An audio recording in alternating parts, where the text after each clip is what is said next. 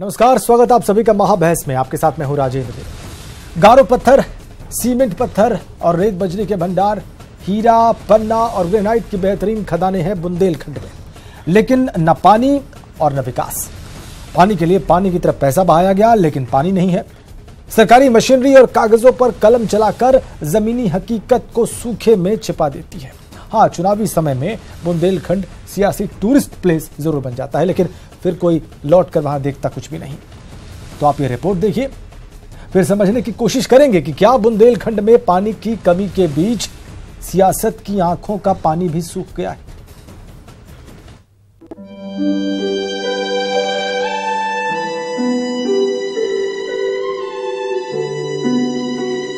ऐसा लगता है जैसे किसी अभिशाप के आगोश में समा गई है वीर बुंदेलों की धरती बुंदेलखंड। बदहाली के आखिरी छोर पर खड़ा बुंदेलखंड दशकों से सूखे का दंश झेल रहा है। दिन के पहले पहर से लेकर शाम को सूरज के ढलने तक बूंद बूंद पानी की तलाश में घूमते हैं बुंदेलखंड के बाशिंदे। दिल्ली और लखनऊ की चकाचौंध से दूर का ये सच आप भी सुनिए। बहुत बेहाली पानी के कारण इस गाँव में।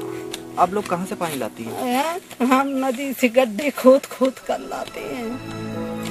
नदी से बच्चों को पिलाती हैं और जानवरों आगे प्यासे मर रहे हैं।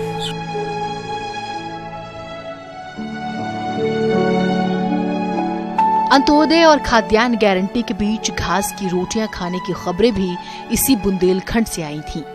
21वीं सदी के इस भारत में नदी की तलहटी में गड्ढों से पानी खोजना किसी आविष्कार से कम नहीं है। गंदा पानी छान कर पीना, गांव-गांव, जंगल-जंगल, कुएं, तालाबों में पानी खोजना, बैलगाड़ियों में दूर दराज से 2 जून के पानी का जुगाड़ करना।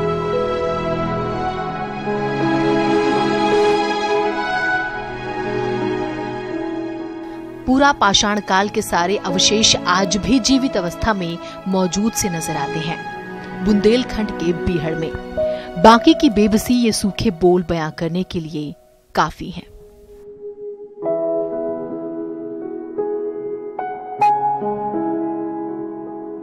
हेडपंप खराब डरे और ना पानी भी नहीं है, धरती में भी नहीं है पानी। हेडपंप से क्या कर। बाबू गिरी ने भी बुंदेलखंड को बखूबी प्यासा और पिछड़ा रखा है। सूखा राहत की मलाई में मौज जो काटती है। आंकड़ों की बाजीगरी में तो नल है, नलकूप है, हैंडपंप है, नहर है, कैनाल है, तालाब है, जलाशय हैं, कुएं हैं, सरकारी पेयजल योजना के पाइप भी हैं। सब कुछ है, बस पानी नहीं है। 2,80,000 कुओं में अधिकतर बंद पड़े हैं। इलाके की 6 नदियां और 26 नाले भी बिन पानी सून हैं। बीते कुछ सालों में तो 5,000 से ज्यादा किसानों ने आत्महत्या की है। भूख के भूगोल में कुपोषित हैं आने वाली नस्लें। बिलखते बुंदेलखंड की चिंता किसी को नजर नहीं आती। हम बहुत दिन से भारत अब ये समझा 30 साल के हम, अब 10 साल से 15 साल से पानी भर रहे हैं लाभ 70 साल तो हुई गए हमें। बहरहाल बुंदेलखंड में पानी के लिए पानी की तरह पैसा बहाया है सरकारों ने। पहुंचने को हम मंगल ग्रह पर पहुंच गए, लेकिन बुंदेलखंड में पानी नहीं पहुंचा। हालात तो ये हैं कि बाबुओं की फाइलों में बुंदेलखंड का मौसम गुलाबी है, लेकिन हालात और हकीकत ये है कि बूंद बूंद पानी को बिलख रहा है बुंदेलखंड। न्यूज़ 18 यूपी भी कर रहा है अपील, बिलखते बुंदेलखंड को बचा लीजिए सरकार। Bureau report, news 18 network.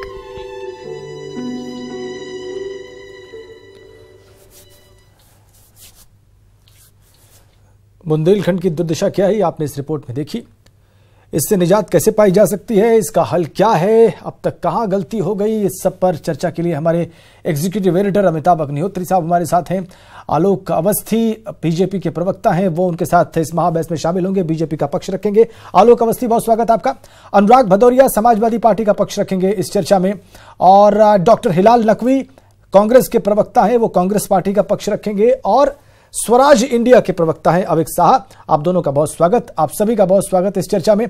Amitabh ji, ये रिपोर्ट जो है, नमस्कार सर। अमिताभ जी, ये रिपोर्ट देख रहा था और इस तरह की तमाम रिपोर्ट्स हमने इससे पहले दिखाई हैं और इस तरह की खबरें भी दिखाई हैं कि कैसे वहां पर पानी की कमी है। पिछले लोकसभा चुनाव में मुझे याद है प्रधानमंत्री मोदी जब कैंपेन कर रहे थे, उन्होंने भी बहुत हाई पिच पर कैंपेन किया और कहा कि वो दशा सुधार देंगे और इतिहास में पहली बार होगा जब उनकी सरकार बनेगी तो वो कुछ क्रांतिकारी करेंगे वहां के लिए। लेकिन ऐसा लगता नहीं कि कुछ हालात बदले हैं। तो हल कहां है सर, और समस्या की जड़ कहां है? जी बिल्कुल ठीक बात है राजेंद्र। बुंदेलखंड का अधिकांश इलाका मेरा खुद का देखा हुआ है। बाबू क्या लिखते हैं फाइल पर, वो बाबू जाने, सरकारें जाने। हमने वहां के मेरे ख्याल से 40-50 अलग अलग हिस्सों के गांव में अपने संवाददाता भेजे। एक बुजुर्ग अभी कह रहे थे, आप लोग देख रहे होंगे कि 70 साल तो मोए हो गए पानी लावत। यानी जितने साल की आजादी उतने साल की समस्या का तो जीवित गवाह है जी। और मुझसे कहा जाएगा आप कलेक्टर की रिपोर्ट पर भरोसा करो, नहीं कर सकता ना। बोले मुख्य ग्रामीण विकास अधिकारी की रिपोर्ट पर कर लो, नहीं कर सकता। I am sorry. बुंदेलखंड अगर किसी भी सरकार ने ईमानदारी दिखाई होती तो विकास छोड़ो, 5 साल में पीने के पानी तो पहुंचा ही दिए होते। क्या रॉकेट साइंस है? मैं सबका नाम लेके भी कटघरे में खड़ा कर सकता हूं, मुख्यमंत्री और प्रधानमंत्रियों के। किसने वादा नहीं किया जाके उस जमीन पर खड़े होके? पानी नहीं इसलिए अनाज नहीं, अनाज और पानी दोनों नहीं इसलिए पलायन। यह बुंदेलखंड का आज का सच है।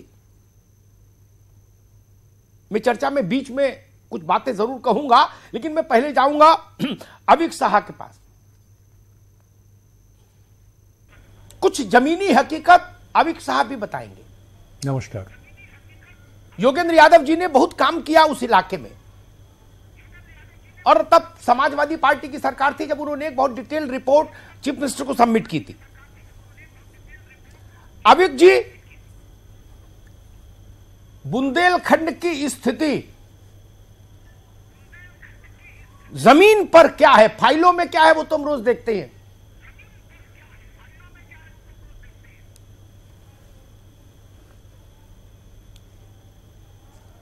बुंदेलखंड में हम 2015 से जाना शुरू किए हैं और पहला यात्रा के बाद हमने सुप्रीम कोर्ट में याचिका फाइल किया था।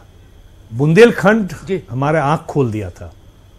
उसके बाद कम से कम 3 यात्रा में तो मैं खुद गया। बुंदेलखंड में जो पाइप बैठी है जिसमें पानी, पेयजल नहीं आ रही है, वैसा ही पाइप सरकार और अधिकारियों के दिमाग से निकला है बुंदेलखंड के प्रति, जिसमें कोई सोच की पानी नहीं है। बुंदेलखंड में पीने का पानी नहीं है। हम रात बिताए थे चित्रकूट में, आज चित्रकूट की बात होती है। वहां जमीनी स्तर पर जाके देखे, और मैं ये नहीं कहूंगा कि ये कोई भारतीय जनता पार्टी की दोष है या समाजवादी पार्टी की दोष है। मैं ये देख रहा हूं कि बुंदेलखंड को प्यासा रखे, भूखा रखे, बुंदेलखंड से दिहाड़ी के लोग निकले, क्या ये कोई राजनीतिक मंशा किसी का है? कई बार तो मुझे बिल्कुल डाउट होता है कि यही होगा। गांव के बाद गांव में पलायन, बुंदेलखंड ध्वस्त पड़ी हुई है। और कहीं पर मेरा ड्राइवर जो है मूलचंद, वो बुंदेलखंड से है, तो मुझे लगभग डेली रिपोर्ट आता है बुंदेलखंड का क्या हो रहा है, नहीं हो रहा है। वहां पर बड़े बड़े घोषणा होती है, जैसे आप बता रहे थे, कुछ योजना भी जरूर होते हैं। मैं ये नहीं कहता कि बिल्कुल कोई काम नहीं होता, होता होगा, लेकिन बुनियादी काम जो है, फाउंडेशनल वर्क, जीने के लिए, जीने की संसाधन, उसमें किसी की कोई चिंता नहीं है। अखिलेश जी से योगेंद्र जी खुद मिले थे, रिपोर्ट दिए थे, और अखिलेश जी ने कहा था कि हां कुछ करेंगे। अब उनके कार्यकाल तो खत्म हो गया, वो कर नहीं पाए हैं। अब योगी आदित्यनाथ जी भी वहां गए हैं, घोषणाएं हुई है।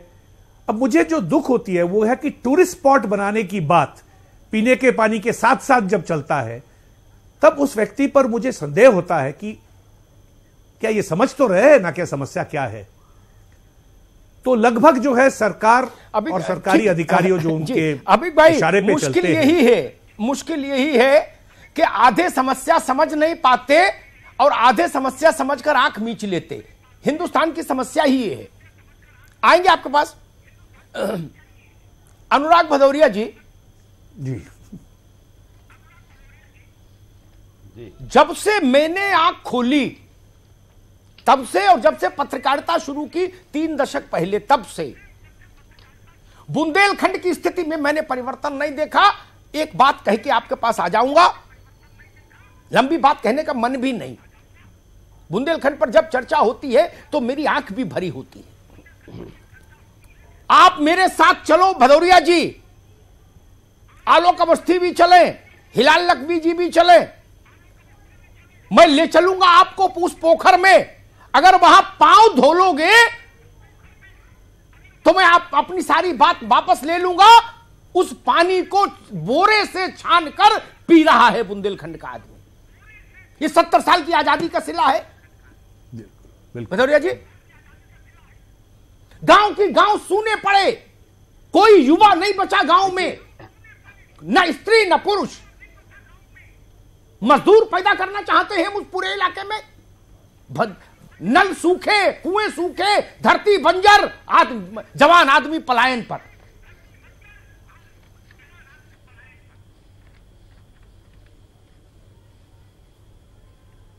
अमिताभ जी, आपकी बात से मैं सहमत हूं, लेकिन आपको मैं एक बात बता दूं कि जिस तरह जब योगेंद्र यादव जी ने अपनी रिपोर्ट बनाई थी और वो रिपोर्ट उन्होंने उस तत्कालीन मुख्यमंत्री माननीय अखिलेश यादव जी को दी थी, तो उसका उस रिपोर्ट पे अमल करते हुए सारी समस्या, मैं आपको उसके माने पूरे डाटा के साथ बोल सकता हूं कि हम उस समाजवादी पार्टी सरकार ने 7300 किलोमीटर की एक नहर का निर्माण किया और उसमें कम से कम 6.52 लाख हेक्टेयर जमीन की सिंचाई की व्यवस्था की भदौरिया जी। और हमने खेत तालाब का भी। एक बात कह दूं आपसे बड़े निवेदन से, मैं अपनी इन आंकड़ों पर मेरा जिंदगी में कभी भरोसा नहीं रहा जी।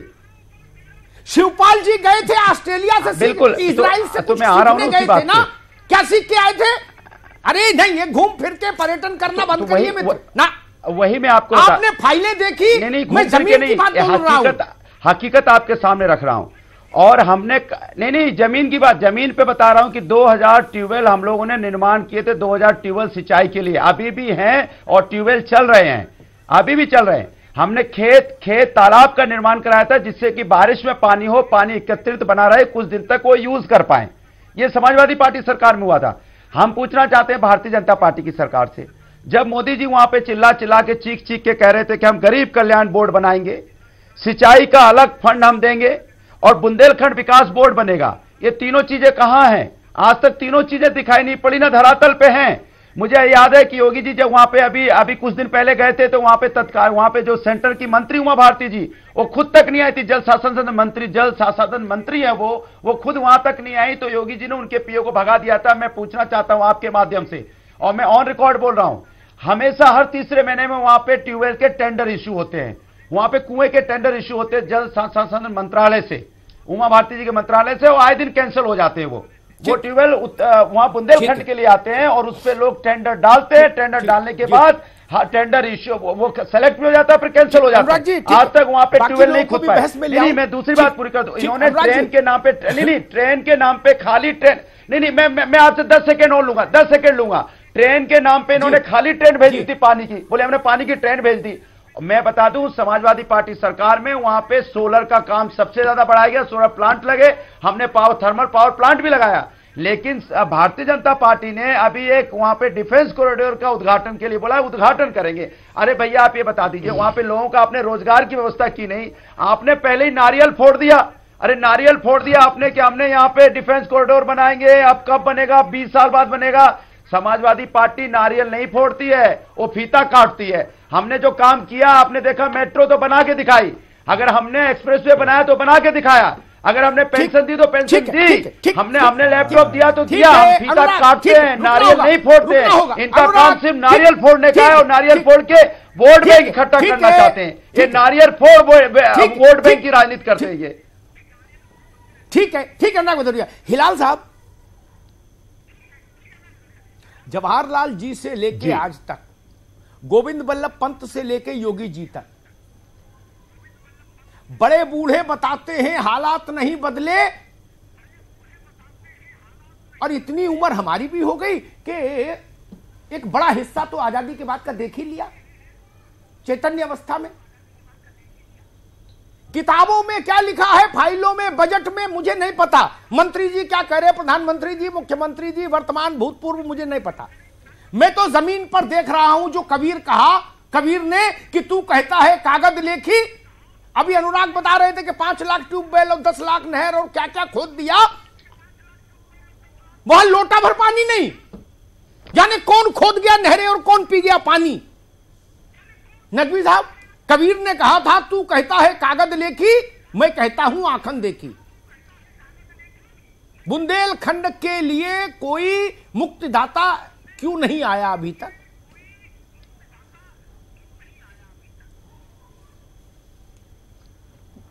अमिताभ भाई, आपका जो सवाल है ये बहुत गंभीर है। इसको अगर इजाजत दे तो हम 3 हिस्सों में तोड़ के जल्दी जल्दी बता देते हैं। देखिए, एक पूरे उत्तर प्रदेश के विकास की बात आप कीजिए 1989 तक की। 1989 तक की, ऐसा हम नहीं कहते कि सब विकसित था, सब बहुत अच्छा था, नहीं, ऐसा बिल्कुल नहीं था। लेकिन निश्चित रूप से समस्याएं इतनी बड़ी नहीं थी। जैसे जैसे समस्याएं आ रही थी वैसे वैसे उन समस्याओं का निवारण किया जा रहा था। 1989 के बाद से पूरा का पूरा उत्तर प्रदेश जो है वो एक अलगाववादी राजनीति में जाके फंस गया, और पूरा 90 का दशक हमने उसी की भेंट चढ़ा दिया, जहां पर विकास जो है वो अपने आप में कहीं का नहीं हुआ। जिस वक्त पूरा भारत जो है वो तेजी से फर्राटे भर रहा था, उस वक्त हम यहां के ऊपर ये अलगाववादी राजनीति के अंदर फंसे हुए थे और उससे जूझ रहे थे। इसके अलावा हमने कुछ नहीं किया 90 के दशक में। 2000 के दशक में आते आते जो है वो निश्चित रूप से कुछ काम होना जो है वो शुरू हुआ। जब काम होना शुरू हुआ, बहुत बड़ा बुंदेलखंड का पैकेज जो है वो कांग्रेस सरकार ने भी दिया था, लेकिन वो सही तरह से इस्तेमाल नहीं हो पाया। ये हुआ इसका दूसरा। नहीं, पैकेज खा पी गए लोग, माफ करिए हिलाल नकवी साहब, जब तक पैकेज गया जहां जाना चाहिए था, गरीब की झोपड़ी नहीं पहुंचा पैकेज, माफ करिएगा ना। मैंने गांव देखा है, मैंने खेत देखा है, मैंने झोपड़ी देखी। कुछ नहीं बोल रहे हैं। देखिए अमिताभ भाई, हमने कुछ भी नहीं बोला उसके ऊपर। अब आज की हम तारीख में आ जाते हैं। अगर आज की तारीख में बुंदेलखंड का विकास करना है तो समग्र विकास करना होगा। बुंदेलखंड के लिए आप ये अगर सोचते हैं कि इसके अंदर गर्मियां हैं तो गर्मियों के लिए कुछ काम कर दिया जाए, या बरसात आने वाली है उससे कुछ काम करके, और हम जो है ये सीजन बस सीजन जो हम कार्य करते हैं, इससे पैसा भी बर्बाद होता है और बुंदेलखंड का भी विकास नहीं होता, वहां की जनता परेशान होती है। निश्चित रूप से आज की तारीख में सरकार की जो पहली प्रायोरिटी होनी चाहिए वो ये नहीं होनी चाहिए कि हमारे यहां विदेशी निवेश कितना हुआ है। देखिए, उत्तर प्रदेश का कुछ आर्थिक व्यवस्था इस प्रकार की है कि यहां की जनसंख्या की वजह से सरकार के पास पैसे की दिक्कत नहीं होती है, टैक्स से रेवेन्यू इतना आ जाता है। आज की तारीख में अगर हम विदेशी निवेश कितना हो रहा है, इससे ज्यादा ध्यान इस बात पे दें कि बुंदेलखंड का विकास कितना हो रहा है, वो ज्यादा अच्छा होता। जो हमने आर्थिक निवेश के लिए एक लंबा चौड़ा कार्यक्रम किया, हजारों करोड़ रुपया खर्च कर दिया, उसकी जगह अगर हमने बुंदेलखंड के विकास के लिए लोगों को इकट्ठा करके वहां की चिंता की होती तो वो ज्यादा बेहतर। ठीक है हिलाल नकवी, मैं आलोक अवस्थी जी के पास जाऊंगा। मैं नकवी साहब की इस बात से सहमत हूं। विदेशी निवेश हो, देशी निवेश हो, ये बात की चीज है। पहले आदमी को पीने का पानी और खाने को रोटी मिलेगी, तब ना निवेश देखने के लिए जिंदा रहेगा। वो तो हमीरपुर का आदमी तो कर रहा दिल्ली में मजदूरी। 5 मजदूरों से बात करिए, 3 हमीरपुर के इलाके के निकलेंगे, और झंडा लिए सब लोग घूम रहे हो बुंदेलखंड का। वहां पे इंस्टॉलेशन किया था। आलोक अवस्थी जी, वहां पे आलोक अवस्थी जी और सोलर प्लांट लगाए। अरे भाई, हमने सारे प्लांट देखे मित्र। ललितपुर में किसका प्लांट लगा हमको सब कहानी मालूम है। नानी के आगे निहाल की बात ना करो मित्र। नहीं, सोलर प्लांट लगाए अमिताभ जी, सोलर प्लांट लगाए हमने, इंस्टॉलेशन किया। हम तो बुंदेलखंड एक्सप्रेस भी बना रहे थे, कि बुंदेलखंड में पूरी रोड निकलेगी, एक्सप्रेस बना रहे बुंदेलखंड, हमने कनेक्ट किया, यही तो मैं बीजेपी से बोलना चाहता हूं। जो हमने किया उसको आगे बढ़ाइए। कुछ मसलों पर हर जगह थेतरई अच्छी नहीं। नीतीश जी कहा करते थे थेथरोलॉजी, नीतीश कुमार, तो थेथरोलॉजी हर वक्त अच्छी नहीं, कभी कभी कर लिए ठीक है। आलोक अवस्थी जी, सरकारी रिपोर्ट, बाबुओं की रिपोर्ट, फाइलें कहती मौसम गुलाबी है, सब दुरुस्त हो गया, स्वर्ग बन गया, सब सरसब्ज हो गया। मेरी आंख कहती है वहां भूख है, वहां प्यास है, वहां तड़प है, वहां आदमी भी मर रहा, जानवर भी मर रहा। कोई कॉरिडोर बने, अरे आदमी तो जीना चाहिए और जीने के लिए पानी चाहिए। धरती अन्न उपजाएगी तो पानी चाहिए। बुंदेलखंड में केवल एक काम हुआ, मेरी बात का अभी भी अनुमोदन करेंगे, अवैध खनन। 85 समर्थ राजनेताओं को सैकड़ों हजारों करोड़ का आदमी बना दिया अवैध खनन ने। डंपर में भर के पत्थर जाता है और बोरे में भर के नोट आता है। गरीब को क्या मिला आलोक अवस्थी जी? 4 साल आपको भी हो गए दिल्ली में।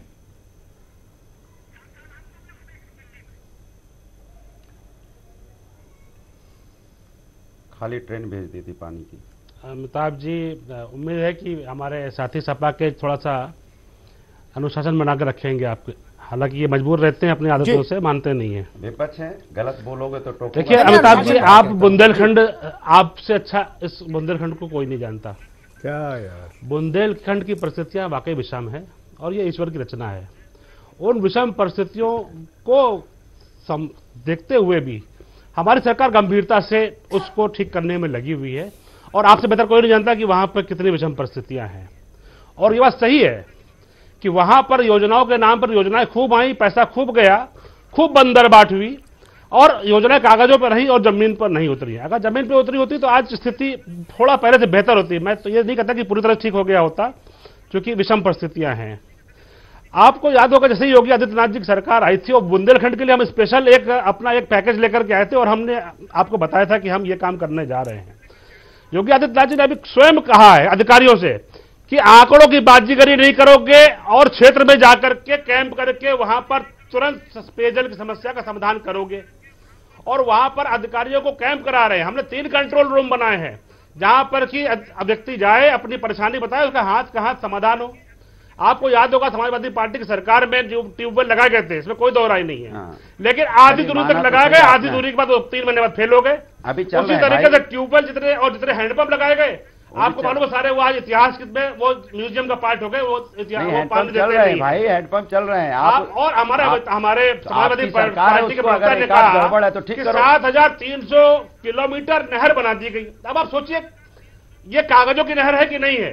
7300 किलोमीटर में तो हम कन्याकुमारी पहुंच जाएंगे अमिताभ जी। और ये कह रहे हैं 7300 किलोमीटर की नहर एक बुंदेलखंड जैसे छोटे 5-6 जिलों का बुंदेलखंड वहां बना दी।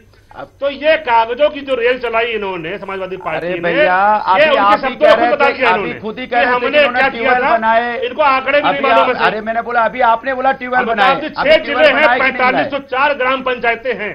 हाँ, तो उसमें क्या है? अंदर हमने देखिए कई जगहों पे पाइपलाइन नहीं बनी है और बनाई जा रही है। 6 बांध भी हमने बनाए हैं, समाजवादी ने बनाया, 13 बांधों का काम चल रहा है समाजवादी ने। अक्टूबर 2019 समाजवादी लेना चाहते हो, पाइपलाइन का क्या करूं? आप मेरा ही काम गिना रहे हो, मेरे ट्यूबवेल गिना रहे हो, पाइपलाइन का क्या करें गरीब? जब पानी नहीं नल में गिनाओगे तो बताऊंगा नहीं कि मेरे काम है। में पानी नहीं, नल में पानी नहीं, कुएं में पानी नहीं, पोखर में पानी नहीं, नदी में पानी नहीं, कॉरिडोर का कहां पे जमीन खुदाई हो रही, कहां काम शुरू हुआ? जो नारियल उन्होंने फोड़ दिया कि डिफेंस कॉरिडोर बनाने वाले वो कहां शुरू हुआ? भदौरिया को डिबेट में कहीं अलग बैठाया करिए, इनका माइक बंद हो जाए। आपसे सही बात पूछा, बगल में बैठे चिल्लाते रहेंगे, बात कैसे जाएगी हमारी? अनुराग रुकना होगा। हाँ तो दीजिए अनुराग आपको रुकना होगा भाई। आलोक जी हम बता रहे आपको, देखिए हमने 1000 अमिताभ जी 1000 टैंकर की व्यवस्था है वहां पर। जो जिन गांवों में 564 ऐसे गांव हैं जहां पर टैंकरों से पानी जा रहा है, 782 गांव से पहले अमिताभ जी, ये टैंकर समाजवादी पार्टी ने दिए थे। हमने 782 से 550 टैंकर समाजवादी पार्टी ने दिए थे। तो आप ये मानिए कि समाजवादी पार्टी ने टैंकर दिए थे। गांवों में जो है हमने पेयजल लाइन बिछा दी है, जाके पानी अब पेयजल लाइन से जाएगा अमिताभ जी। वहां पर आपको पहुंच बांध, पहाड़ी बांध, मुंडा बांध, 6 बांध बना गए। पारिशा डैम सूख चुका, वहां से पानी नहीं आ सकता अमिताभ जी। बेतवा से 732 करोड़ रुपए की योजना लगाई गई है जिससे कि पेयजल आएगा। और केल बेतवा लिंक योजना सेंक्शन की जा गई है, उसमें काम हो रहा है, लेकिन अभी उसमें टाइम लगेगा। वो लंबी प्रक्रिया। आलोक जी, मुझे रोकना होगा, ब्रेक लेना है। राजेंद्र देव कह रहे हैं ब्रेक लीजिए। आलोक जी, रोकना होगा। अरे केन बेतवा कब जुड़ेगी, कब नौमन तेल होगा, कब राधा नाचेगी, तब तक हम बुंदेलखंड के लाखों लोगों को मरने के लिए प्यासा नहीं छोड़ सकते। केन बेतवा, गंगा यमुना, कावेरी, नर्मदा कब जुड़ेंगी, अटल जी का स्वप्न कब साकार होगा, तब तक क्या प्यासा मरने दें? यह बड़ा सवाल है। ब्रेक के बाद इस पर चर्चा करेंगे। अभी शाह से पूछेंगे कि भाई राजनेताओं ने जो कुछ कहा और आपने जो देखा उसमें क्या फर्क है।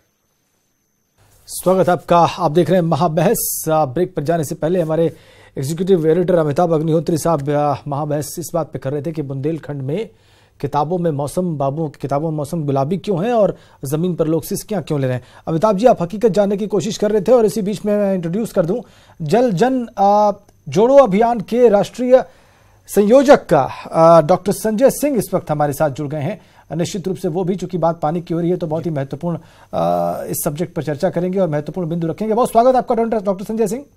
आपको मेरी आवाज मिल रही है? जी जी, अमिताभ जी के पास। धन्यवाद धन्यवाद जी। अब अमिताभ जी, आप अविक साहब से जानना चाह रहे थे कि क्या ये फर्क क्यों है किताबों में और जमीन पर? जी जी जी, मैं सोचता हूं मैं पहले एक सवाल संजय सिंह जी से ले लूं।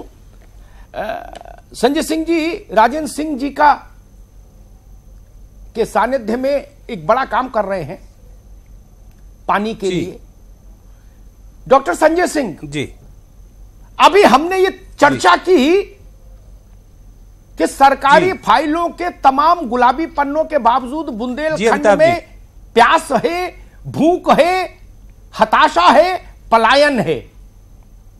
और ये आज की समस्या नहीं, आजादी के बाद से कभी तस्वीर बदली नहीं। निश्चित तौर से मैं आपसे सिर्फ इतना समझना चाहता हूं, एक मिनट, मैं आपसे सिर्फ इतना समझना चाहता हूं, मुझे 3 स्टेप बताइए जिनसे बुंदेलखंड की प्यास मिट सके। क्या होना चाहिए? देखिएगा, एक तो मैं अमिताभ जी आपको बताना चाहूंगा कि आप जैसे बुद्धिमान जो बुंदेलखंड को भी जानते हैं, बुंदेलखंड की सिर्फ और सिर्फ प्यास अगर बुझ सकती है तो वहां की परंपरागत जल संरचनाओं के पुनः जीर्णोद्धार का काम पूरे तरह से करना पड़ेगा। उसको आधे अधूरे मन से नहीं, पूरे मन से करना पड़ेगा। जितनी भी चंदेल और बुंदेलकालीन अगर जल संरचनाएं हैं, एक बार अगर पुनर्जीवित कर दिया जाए, मैं ये पूरे दावे और अध्ययन के साथ कह सकता हूं कि 50 साल तक बुंदेलखंड एक बार फिर से खड़ा हो सकता है। जी ठीक है, नेक्स्ट। दूसरा जो मैं कहना चाहूंगा कि जो दूसरा सबसे इंपॉर्टेंट है वो बहुत महत्वपूर्ण है कि बुंदेलखंड एक तो एक ऐसी जियोमॉर्फोलॉजी का इलाका है, भौगोलिक दृष्टि से और तमाम तरह की भूगर्भीय संरचनाएं इस तरह की हैं, तो वहां पे हमें पानी का जो उपयोग है वो बहुत विवेकपूर्ण करना पड़ेगा। लेकिन उसके लिए जो जरूरी है कि वहां की नदियों को बचाना पड़ेगा।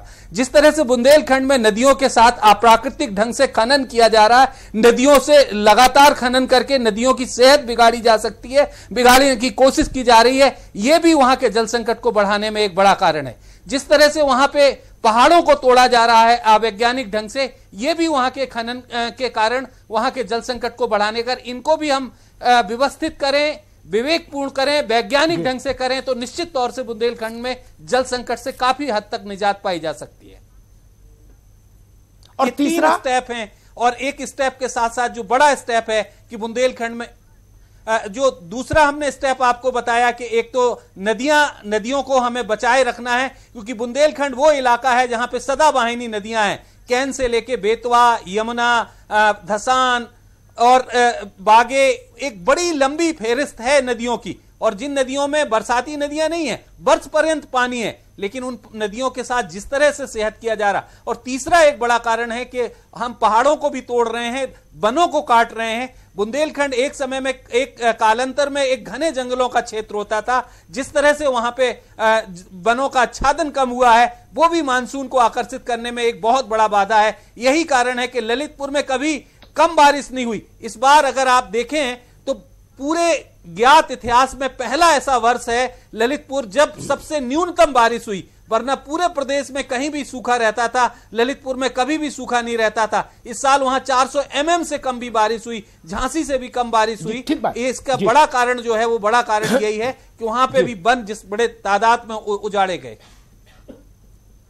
जी ठीक बात डॉक्टर संजय सिंह, आपने बड़ी बुनियादी बातें बताई। जी दूसरा एक और बड़े बड़े बुनियादी बातें आपने बताई। अबिक शाह साहब, मुश्किल यह है सिस्टम की रुचि इन बुनियादी बातों में नहीं होती, क्योंकि ये बुनियादी बातें फंड फ्लो को रोकती हैं। कोई पैकेज आए हजारों करोड़ का तो थोड़ी तबीयत भुरभुरी भी हो, 1,50,000 हैंडपंप खरीदे जाएं तो कुछ तबीयत भुरभुरी हो, ये बावड़ी खोदो, ये नदी बचाओ, ये खनन रोको, सिस्टम की इनमें रुचि नहीं होती कभी। अबिक साहब, सिस्टम इस तरह के प्रयासों को मिठाई विरोधी प्रयास मानता है। उन्होंने जो 300 जाओ जी। दूसरा, मैं बाकी राजनीतिक पार्टियों के प्रवक्ता को ये बताना चाह रहा हूं कि हम बुंदेलखंड की चर्चा आज कर रहे हैं। जी मुझे लगता है कि आपका सवाल किसी और साथी से है। जी जी अभिक जी, या ये सवाल मुझसे है अमिताभ जी? नहीं, अभिक शाह साहब से है, अभिक शाह से। जी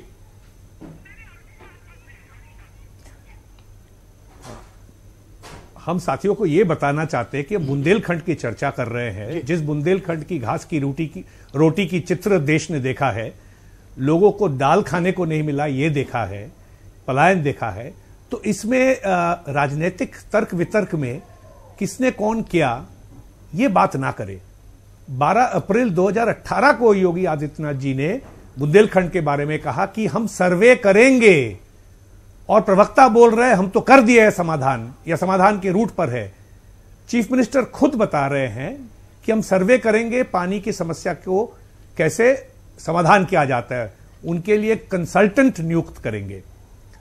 अब रही बात डॉक्टर सिंह ने जो कहा, उसके साथ एक चीज मैं जोड़ना चाहूंगा कि जो बुंदेलखंड की पारंपरिक खेती थी उसको भी सरकारी नीति के द्वारा ध्वस्त किया गया है। आज जो हाइब्रिड की वहां पर जो खेती होती है उसमें जो पानी चाहिए वो पानी बुंदेलखंड में ना कभी थी और ना वो फसल बुंदेलखंड के हैं।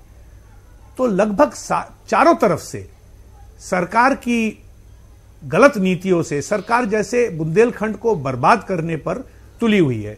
मैं एक अपना व्यक्तिगत याद मुझे आ रहा है, 1 साल पहले मैंने एक पहाड़ देखा था, जगह मुझे याद नहीं आ रहा है, और 1 साल बाद दूसरी यात्रा में गया तो आधा पहाड़ खत्म, पहाड़ के पहाड़ काट के खत्म कर रहे हैं। ये मैं अपने आंखों से देखा। मैं भुखमरी के कगार पर बुंदेलखंड को देखा 2-2 बार। नहीं अभिक शाह, आप पशुओं का भुखमरी तो मैंने देखा ही, 1 साल बाद आधा पहाड़ मिल गया। ऐसे ऐसे कारनामे भी बुंदेलखंड में हुए, 1 साल में पूरा पहाड़ ही गायब हो गया। आपको आधा तो मिल गया देखने को, पूरे पहाड़ गायब हो गए मित्र। तो जो पहाड़ गायब करने की राजनीति और सरकार चलाते हैं वो बुंदेलखंड की भला कर देंगे, पेयजल ला देंगे, पाइप बैठा देंगे, कनाल में कहां पानी आएगा? जहां सूत्र में पानी नहीं है वो आप कनाल बना रहे हैं, ये तो आप कॉन्ट्रैक्टरों से पैसा बनाने की बात कर रहे हैं। तो बुंदेलखंड के लिए कोई भी राजनीतिक पार्टी सही तरीके से बुनियादी बातों पर काम नहीं किया। राजेंद्र भाई हमारे साथ थे वो यात्रा में। बड़ी बुनियादी बातें कही, बिल्कुल बहुत बुनियादी बातें आपने और डॉक्टर संजय सिंह ने कही। हिलाल नकवी साहब, वहां कनाल बनाने की जरूरत थी या एक उत्सव था कि भाई चलो कनाल बना लें? बोले हाँ भाई साहब कुछ कर लो, बहुत सूखा हो गया। कनाल इलाके में सूखा मिटाए ना मिटाए, सिस्टम का सूखा तो मिटाई देती है।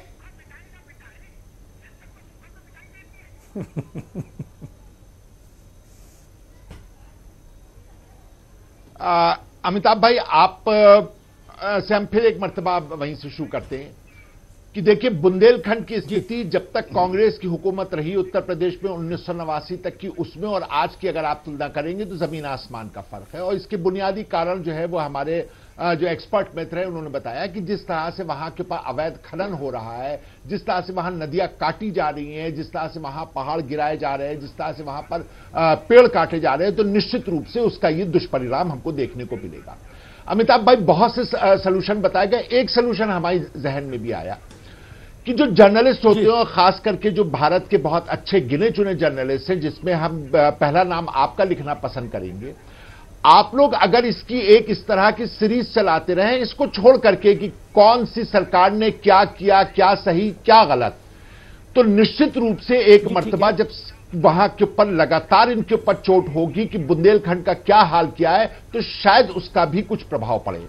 निश्चित रूप से चिंताजनक बात है और हर एक को बुंदेलखंड को लेकर के आज की तारीख में जो स्थिति है उसमें गंभीर होना होगा। वहां पर निश्चित रूप से आपको खाली ट्रेन की राजनीति नहीं करनी होगी, वहां पे किसने कितने टैंकर बनाए हैं इसकी राजनीति नहीं करनी होगी। वहां पर जो बात आप कह रहे हैं कि पानी पहुंचा या नहीं पहुंचा, सवाल सिर्फ एक है कि वहां पानी पहुंचा या नहीं पहुंचा। अगर पानी नहीं पहुंचा तो आपकी सारी योजनाएं बर्बाद हैं, सारी योजनाएं बेकार हैं और सारी योजनाएं जो है वो पेट भरने के लिए जैसे वहां के खनन करके आप जो है वो अपने लोगों का पेट भरने का काम कर रहे हैं।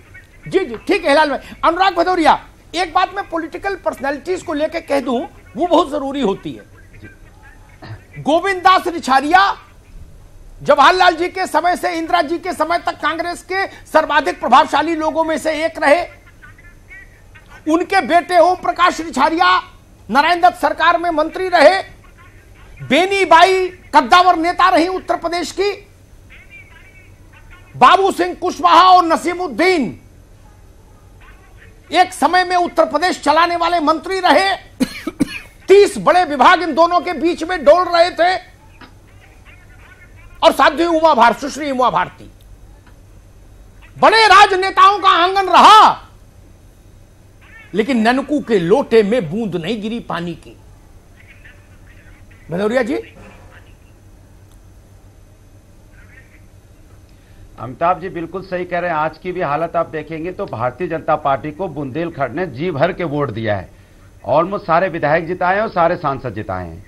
लेकिन देखिए, झूठ की बारिश इनकी खत्म नहीं हो रही है। अभी अभी देखिए 18 तारीख को योगी जी गए बुंदेलखंड, अप्रैल में, मई हुआ नहीं है। उन्होंने बोला था, अभी अभी एक्सपर्ट ने बताया कि सर्वे करेंगे, और सर्वे करके 20 दिन के अंदर में सारी पाइपलाइन बिछ गई, सारे तालाब खुद गए, सारी नहरें हो गई, नलकूप हो गया, 5-5 हजार खुद गए। ऐसा इनके प्रवक्ता महोदय बता रहे हैं। बताइए, झूठ की बारिश की कोई हद होती है क्या? देखिए, अगर आपको एक इलाका डेवलप करना है तो 3 चीजों की जरूरत है। वहां पे रोड ट्रांसपोर्टेशन सही हो जाए, इंडस्ट्री अगर ठीक ठाक लग जाए, रोजी रोटी की व्यवस्था हो जाए, उसके बाद फिर पानी वानी सारी व्यवस्था तब अच्छी आराम से हो सकेगी। जो समाजवादी पार्टी की सरकार में रोडें बनाई गई, वहां पे हमने बुंदेलखंड एक्सप्रेस बनाने का प्रस्ताव रखा कि हम बनाएंगे और उसको पूर्वांचल से भी जोड़ेंगे और उसको हम लेके जाएंगे नेपाल तक। हमने बोला था कि हम यहाँ पे इंडस्ट्री लेके आएंगे तो हम वहां पे सोलर प्लांट लेके आए और थर्मल पावर भी हमने लगाया कि रोजी रोटी की व्यवस्था हो पाई। ये समाजवादी पार्टी ने सोचा हुआ किया, लेकिन भारतीय जनता पार्टी ने नारियल फोड़ो कार्यक्रम शुरू कर दिया। आप बोला यहाँ कॉरिडोर बनाएंगे, डिफेंस कॉरिडोर जो 20 साल बाद बनेगा, नारियल अभी फोड़ दिया कि 2019 का इलेक्शन आ रहा है, मुझे वोट दे दो, नारियल फोड़ने पे मुझे वोट दे दो। तो ये सरकार नारियल फोड़ो वाली सरकार है और समाजवादी पार्टी फीता काटने वाली सरकार है। हम फीता काटते हैं, जो काम करते हैं उसको पूरा करते हैं, उसके बाद फीता काट के बताते हैं कि हमने देखो काम कर दिया। हम नारियल फोड़ के काम नहीं चलाते। जो भारतीय जनता पार्टी चला रही खाली ट्रेन भेज दे, नहीं पानी की खाली ट्रेन भेज देंगे, वादे कर देंगे, गरीब कल्याण बोर्ड बनाएंगे, सिंचाई का अलग फंड बनाएंगे, नहीं बुंदेलखंड विकास बोर्ड बनाएंगे। कहां चला गया बुंदेलखंड विकास बोर्ड? कहां चला गया गरीब कल्याण बोर्ड? कहां चला गया सिंचाई का अलग फंड? आज पे भाई इस बात पे भाई आप बहुत भाई वो क्या पूछ रहे हैं हमसे? आलोक जी, आपने विशेषज्ञों की बात सुनी? ये पैकेज पैकेज बुंदेलखंड में जो कुछ गया, मैं बोलना नहीं चाहता कहां गया, सबको मालूम है। बांदा में जाके पूछ लीजिए, चरखारी में जाके पूछ लीजिए, बबेरू में जाके पूछ लीजिए, तिंदवारी में जाके पूछ लीजिए, पाठा में जाके पूछ लीजिए, गांव के बच्चे बच्चे को मालूम है ये पैकेज कहां गए, नहर कहां खुदी। इसलिए झूठ छल प्रपंच बंद करो। बुनियादी बातें जो विशेषज्ञों ने कही, क्या उन पर सरकार चिंतन करने को तैयार है? ये इजराइल से टेक्निक आएगी और जापान से आएगी, ये इजराइल घूमने का पेशा है, इसको बंद करना चाहिए। नेकर एकर पहन के कुछ लोग फोटो खिंचाए थे पिछली सरकार में इजराइल में, मैंने देखे थे फोटो। बोले बुंदेलखंड के लिए मॉडल समझने गए। वो तो इजराइल घूम के आ गया, बुंदेलखंड में कुछ नहीं हुआ। और दूसरा खनन का मसला, वैसे भी सरकार ने सिर्फ फोटो ही तो खींचा, बड़ा मसला है बुंदेलखंड में, फोटो सेशन वाले कार्यक्रम। आज भी तो अमिताभ जी वही है, 18 अप्रैल को गए थे और कह रहे हैं कि सारे कुएं खुदे सबने खोद दिए। समाजवादी, अरे रुकिए भाई, अनुराग भदौरिया, नो, एक महीने अनुराग भदौरिया, अब आपको रुकना होगा। No, this is not the way. वो लगा आलोक अवस्थी जी का टाइम है, क्या रुकना होगा जी। आलोक जी।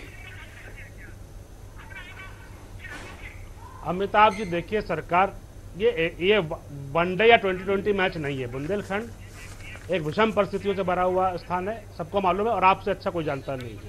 सरकार कितनी गंभीर है, मैं खाली 1-2 आंकड़े से आपको बता दूंगा सरकार कितनी गंभीर है। 1400 करोड़ रुपए का पिछली सरकार का वहां का बजट होता था, हमने 42 का बजट किया हुआ है। आप खुद सोचिए, 4 गुना बढ़ा है, जिससे कि वहां पर समस्याएं हम गंभीरता से उसको ठीक कर सके। सरकार अपनी गंभीरता से जो प्रयास कर रही है और गंभीरता से उसको पूरा भी करेगी। हमारे मित्र जो अभी अमित शाह जी कह रहे थे कि मुख्यमंत्री जी ने अभी घोषणा करी है, अरे भाई ये फेज के हिसाब से काम होता है। 1 साल का लक्ष्य दे दिया, अगले साल का लक्ष्य के लिए फिर से नया आदमी को बना करके उसको बना दिया जाता है। हम लोग काम की मॉनिटरिंग करते हैं, काम को सही ढंग से पहुंचाते हैं। हम अनुराग भदौरिया की पार्टी के जैसे 4300 ठीक, आप दोनों अपनी बात कह चुके हैं, अनुराग जी और आलोक जी। ठीक, समय समाप्त है। आलोक अवस्थी जी, अनुराग भदौरिया जी, समय समाप्त है। समय अब संपादकीय टिप्पणी का है अमिताभ जी की। जी अमिताभ जी। भाई देखिए, मैं तो फिर निराश हुआ। सब अपनी अपनी पीठ ठोक रहे हैं कि हमसे अच्छा काम किसी ने नहीं किया। अरे जब सबने अच्छा काम किया तो बुंदेलखंड की धरती की छाती फटी क्यों? वहां पलायन क्यों नहीं रुका? अगर सपा वाले भी वहां स्वर्ग उतार गए, बसपा वाले भी उतार गए, उससे पहले नारायण दत्त जी स्वर्ग उतार गए, अब भाजपा वालों ने स्वर्ग उतार दिया, तो वो स्वर्ग मुझे क्यों नहीं दिख रहा? बबेरू में जो किसान है उसको क्यों नहीं दिख रहा? हमीरपुर में मजदूरी करने के लिए दिल्ली घूम रहा, उसको क्यों नहीं दिख रहा? ये आंकड़े के इतने ट्यूबवेल खोद दिए, इतनी नहर खोद दी, इन सब बातों का कोई मतलब है अगर जमीन पर नहीं दिख रहा? बल्कि इसकी तो उल्टी जांच होनी चाहिए, ये हजारों करोड़ रुपया गया कहां? और एक बात भदौरिया जी मैं कहूंगा, संकेत में कहूंगा, समझ लीजिएगा। एक बालक था, उस वक्त तो मेरे ख्याल से बीए में मैं कहीं पढ़ने एडमिशन लेने आया था, तब एक बार मुझे मिला था वो। उसके बाद अचानक राजनीतिक क्षेत्र में सक्रिय हो गया और बाद में मुझे लोगों ने बताया कि अक्षय लक्ष्मी कुबेर की सिद्धि हो गई। मैंने पता करने की कोशिश की तो पता लगा पहाड़ और नदी उसके निशाने पर आ गई। ऐसे शिकारी वहां थोक में हैं और राजनीतिक दलों में भी हैं, जिनकी माली हालत सैकड़ों करोड़ की हो गई कुछ सालों के भीतर। ये लोग भी पापी हैं, ये लोग भी दोषी हैं बुंदेलखंड को प्यासा मरने देने के लिए। ठीक बात कही संजय सिंह ने और अमित शाह ने। आपने नदी तबाह कर दी, आपने पहाड़ तबाह कर दिए, आपने पेड़ पौधे उजाड़ दिए, इकोलॉजिकल बैलेंस बिल्कुल सत्यानाश कर दिया। और वही लोग राजनीतिक दलों में महत्वपूर्ण स्थितियों में रहे बुंदेलखंड में। किससे अपेक्षा करें? मुझे फोन करिएगा तो मैं नाम बता दूंगा। मैं बता यहां भी सकता हूं कि मर्यादा का हनन हो जाएगा। बड़े पदों पर रहे, कल तक जिनके पास साइकिल नहीं थी वो सैकड़ों हजारों करोड़ के लोग हो गए। ये लोग भी दोषी हैं बुंदेलखंड को प्यासा रखने के लिए। मैं आलोक अवस्थी जी से कहूंगा, इनके जरिए योगी जी से, योगी जी परंपरागत साधनों की ओर लौटना होगा बुंदेलखंड में। मैं बात से सहमत हूं अभी साहब संजय सिंह, उसके अलावा कोई विकल्प नहीं। ये बाबुओं के प्रेजेंटेशन के जाल में मत फंसिए कि हॉलैंड जैसा मॉडल लगा दूं तो दूसरा बाबू आया बोला सब इंग्लैंड जैसा लगा दूं, तीसरा आया अमेरिका जैसा लगा दूं। ये बुंदेलखंड है मित्र, बुंदेलखंड। यहां बुंदेलखंड का मॉडल चलेगा जो हजारों साल से चलता आया, चंदेलों के समय, बुंदेलों के समय से चलता आया। उसको जीवित करिए। और आप तो स्वदेशी के लोग हैं, आप कहां इजराइल के चक्कर में पड़े हुए हैं। राजेंद्र सिंह ने बहुत सारे काम करके दिखाए। पानी बचाने की कला को, पानी को जीवित रखने की कला को देश से सीखिए, बुंदेलखंड को प्रयोगशाला बनाइए। 2019 हो चाहे 2022 हो, चुनाव आते जाते रहेंगे, लेकिन हमारी सबसे पहली जिम्मेदारी है कि हमारे प्रदेश की जनता कम से कम प्यासी न रहे। धन्यवाद। धन्यवाद अमिताभ जी, धन्यवाद आप सभी का, और धन्यवाद आप दर्शकों का महाबहस देखने के लिए। नमस्कार।